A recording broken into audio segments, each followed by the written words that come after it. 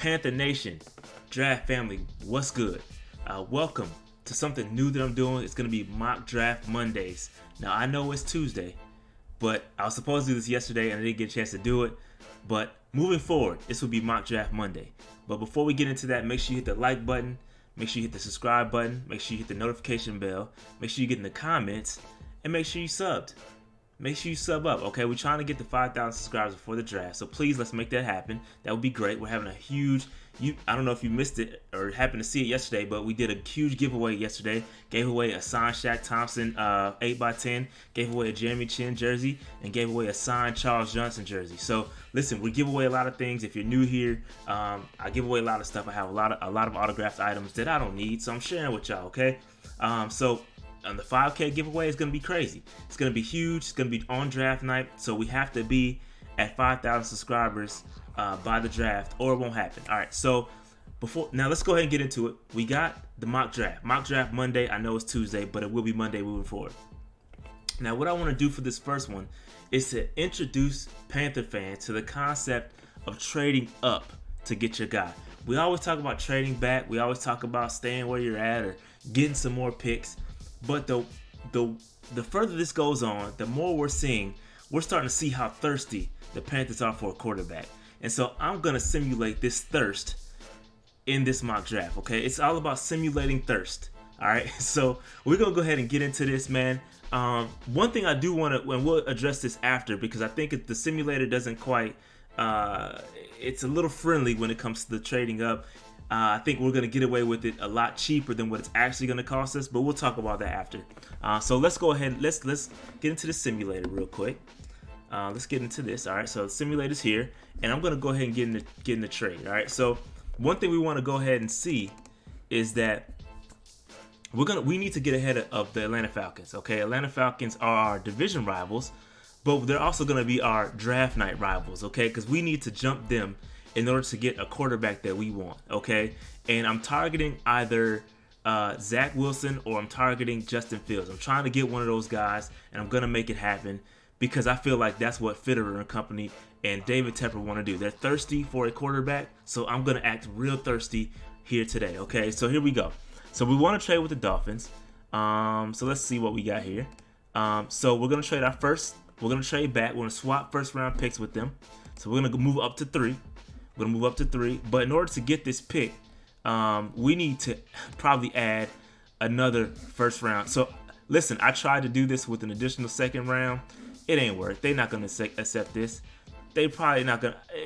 We're not going to give up this many. We're not going to do this, realistically. What we're going to do is probably give up some future draft capital, and we're going to give up our first round 2022 pick. Now, what's interesting about that pick is it's probably going to be pretty high. That pick is probably going to be a top 15 pick. I don't think we're going to be that great next year. Just realistically, it's going to be a top 20 pick. At worst case scenario, top 20 pick. So they're going to get another additional pick. Miami still continue to acquire more draft capital. That's something they've been doing in past years. So they're going to continue to do it here. And we're going to send this offer over, and they're going to accept it, okay? They're going to accept this offer. All right, they accepted our offer, so we are now pick 3. Now, in real life, I think it's going to take a lot more than that to move up, just historically speaking. But see, okay, so the first 2 quarterbacks are gone. This is what I expected to happen. So we're thirsty for a quarterback. I'm going to go ahead and get Justin Fields. So this is simulating that we're moving up to get Justin Fields, and we're keeping the rest of our 2021 draft picks. So we're keeping those intact. So we got Justin Fields. Again, we're simulating moving up in the draft and seeing how that affects our draft, what it could potentially do to us moving forward. So we're not going to do any more trading. We could potentially trade around some and move around some more, but we're not going to do that for the sake of time.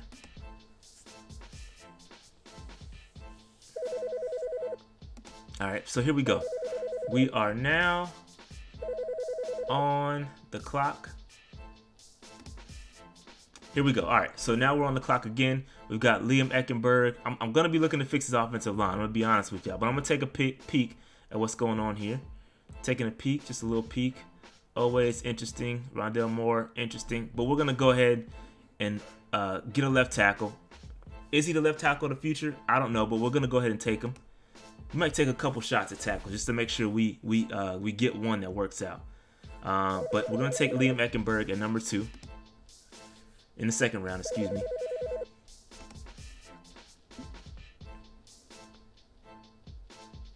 All right, coming up in the third round. The one thing I hate about the trades, you got to constantly hit that the X out that. Okay, so interesting here. Interesting here.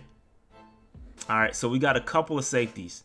Trevon Moehrig is very interesting. Richie Grant, very interesting. I'm going to just kind of peek around and see what else is here.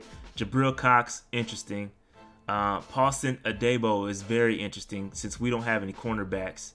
But I'm gonna keep it pushing here, and I'm gonna go ahead and draft Jabril Cox. I think Jabril Cox is a very intriguing linebacker, very athletic. I'm gonna go ahead and take Jabril Cox here. Man, Richie Grant is interesting too, and Trevon Moehrig, both of those guys. Y'all probably gonna kill me in the chat for doing this. I think those are good picks, but we don't have to. We don't necessarily have to go there. So I'm gonna go Jabril Cox. Just because I'm unsure Shaq Thompson and where he's going to be moving forward. And we do need to shore up this linebacking core. So I'm going to take Jabril Cox here. Jabril Cox right there. I think we can maybe get a safety a little bit later. I don't know. We'll see what happens. We'll see what happens. We're going on to the 4th round here. 4th round. Paris Ford is about to stay on the board. Is he going to stay? Okay, so we could take Paris Ford here. Again, I knew this was gonna happen, so I planned this out. No, I didn't. I'm joking. So Osa Odighizuwa is interesting here. Inside defensive alignment, more of a pass rush, and we talked about him in our draft videos. Very interesting pick right there. Jamie Newman wouldn't have to worry about a quarterback anymore. I do want to see the couple good edge rushes here. Rashad Weaver is interesting. I'm going to go here. I'm going to go with Tron is interesting too. Man, very good talent here in the 4th round. A lot of talent here. I think I want to go. Man, Paris is interesting, man. Y'all going to kill me for this, but I think I'm going to go edge rusher. And I'm going to go with Weaver because I like Weaver a lot. And you can't ever have too many edge rushers. You know what? No. You know what? I'm not. I'm going to go with Osa. I'm going to go with Osa, the pass rushing defensive lineman. I'm going to go Osa right there. Going with Osa. I think that's a good solid pick there. Shoring up the defense some more. We need more defensive help. That's going to be a future pick for when Zach Kerr decides to move on. So we're going to go there. We're going to go with Osa Odighizuwa. Now, what I do really need to look at here is interior offensive lineman. I need to really look at interior offensive lineman here in the 5th round. I kind of let those slide a little bit, so I need to look at an interior offensive lineman. I don't know who. Tommy Kramer, I know him. Jack Anderson. Let's just sort this out.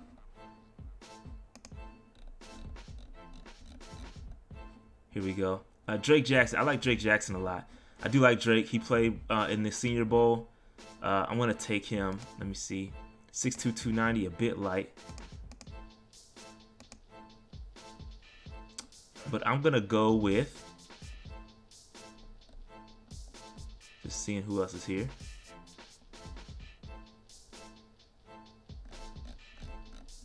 I'm going to go with... I'll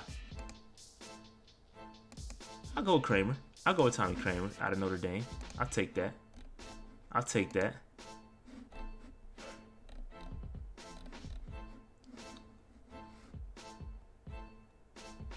So don't let Shy fall to me.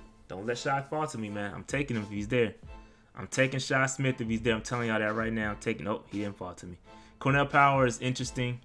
Let's see who else is here. There's a lot of good wide receiver talent. I'm not really tripping off wide receivers. Now, one thing I will say is I need to get a cornerback too. And I'm looking for, I think I can get, let's see who's here available in the cornerbacks. I think I can get DJ. Oh, is DJ gone? He might be gone. Here we go.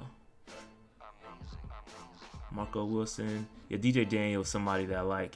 You know what? I'm not going to play around. I'm going to go ahead and get... Oh, Trill Williams is interesting too. I heard a lot about that kid. Let's see who's here. Just one little peek.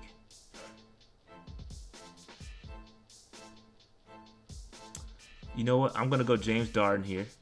I know you guys like that wide receiver out of. I'm going to go ahead and take him there, and then I'm going to fill it out with a couple cornerbacks late. 2 cornerbacks that I've been filling these drafts out with. Again, I think our current GM does a good job at identifying some of these guys late. So I'm going to do that, and I'm going to go with cornerback DJ Daniel. Take DJ Daniel, and then I'm going to go with Brian Mills. Brian Mills out of North Carolina Central, tall cornerback, a bit raw. 2 cornerbacks that I like. We needed some quarterback help. We need cornerback help, and I think we have one more pick. Nope, do we have? No, we don't have one more pick. So again, as you guys can see, it's really tough. This is what the draft kind of rounded out to be. We picked up Justin Fields. We traded up to get Justin Fields. Traded up one of our 2022 first-round draft picks. Not one. The only first-round draft pick that we have in 2022. Traded up to get Justin Fields. We got Liam Eckenberg, offensive tackle from Notre Dame. Solid offensive line pick. We need offensive line help. Got Jabril Cox, linebacker, in the 3rd round. Solid pick up there. Super athletic kid. Got Oso Odigizua, interior defensive lineman. We need that defensive line help, that depth there. He's a pass rushing specialist right there. I like that pick. Tommy Kramer, again, paired up with Liam Eckenberg. He's an interior offensive lineman. I'll take that there. Jalen Darden, wide receivers, kind of solid talent. Out of North Texas, kind of a slot guy. DJ Daniel, cornerback out of Georgia. He had a good Senior Bowl, and Brian Mills also had a solid Senior Bowl performance. So listen, there's so many gaps we have to fill. You can't. It's impossible to fill all these gaps in one draft unless we're trading back to amass more draft capital. I just don't see that happening. We're acting super thirsty here. And one thing I do want to talk about, with trading up to get a quarterback, is that it's going to cost more than the 2021 draft pick or 2022 first round draft pick. It's going to cost more than that. If you go back and look into the history of trading up to get a quarterback, especially within the top 10, it gets real tricky. Look at the Sam Darnold trade where the New York Jets sent pick number 6, number 37, number 49, and plus a 2019 second rounder to the Colts to move up 3 spots. That's only 3 spots. So that's a first round, 2 third rounds, plus an additional later third round pick, the next year's third round pick, or second round pick, excuse me. So that's a lot of capital to move up. That's only 3 spots. We're moving from 8 to 3. So just keep that in mind when we're talking about somebody. We're going to have to get more draft capital to make this move happen for us. That's whether it's trading some players. We need to get rid of players to get more draft capital to make a move possible. All right, even let's look at the Niners trade, the Niners and Bears trade when they moved up for Trubisky. In 2017, they swapped picks. So the Bears were at number 3, and the Niners were at number 2. So they swapped those picks, and the Bears added a 3rd rounder, a 4th rounder, and then a later 2018 3rd round pick. So that's just moving up 1 spot. Okay, so and then if you want to go up to 2017 with Carson Wentz, the Eagles did 2 trades. They essentially traded to get to pick 8, and then they traded again. So we'll just talk about from the pick 8 to 2. So they're moving from 8 to 2, which is kind of what we want to do. And they gave up, they swapped picks. They gave up a 3rd round pick, a 4th round pick, a 2017 first round pick, and a 2018 second round pick. So they gave up a lot. They gave up a lot, bro. They gave up a lot to go up, and that's where we're moving from. So I say that to say, even looking what we were able to draft in this draft, it's gonna take more than just a 2022 first round pick to move up to get to get Justin Fields or any quarterback at pick number 3. So I'm just trying to, set the expectations here. It's gonna take a lot, and we're acting super thirsty, and I think it's gonna happen. Honestly, that's just my opinion. That being said, make sure you like, subscribe, hit the notification bell, comment, let me know what I did wrong, and I'm out. All right, peace.